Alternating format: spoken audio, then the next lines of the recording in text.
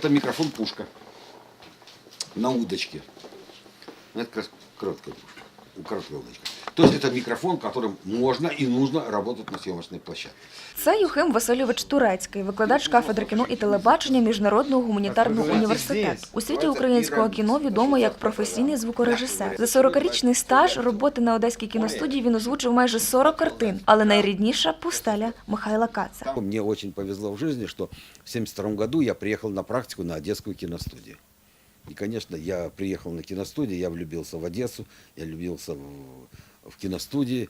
Я понял, что у меня другого пути нет. Я хочу работать в кино. Это самая известная моя картина. Это картина режиссера Михаила Каца «Пустыня», которая получила огромное количество призов, международных призов, и за которую я в свое время был у нас удостоен, получил номинацию в конкурсе «Ника» как лучший звукооператор года.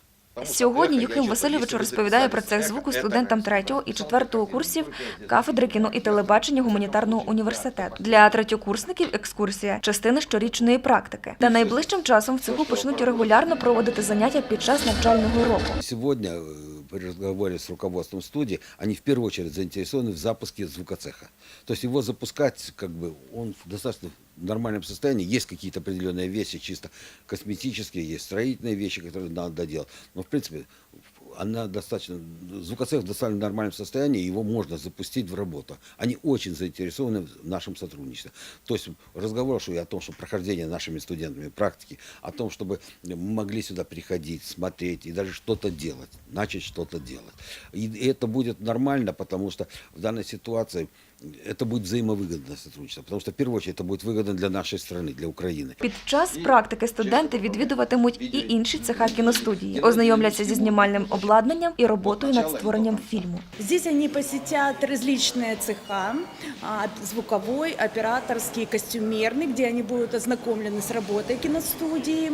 Студенты в конце практики должны будут сдать письменный отчет, а также свои видеоработы о том, как они прошли практику. Про перше відвідування кіностудії студенти говорять із захватом. Это действительно профессиональная студия, и, собственно, здесь могут делаться достаточно сильные картины и, в общем-то, работы, в принципе. Поэтому большие надежды, наверное, внушают.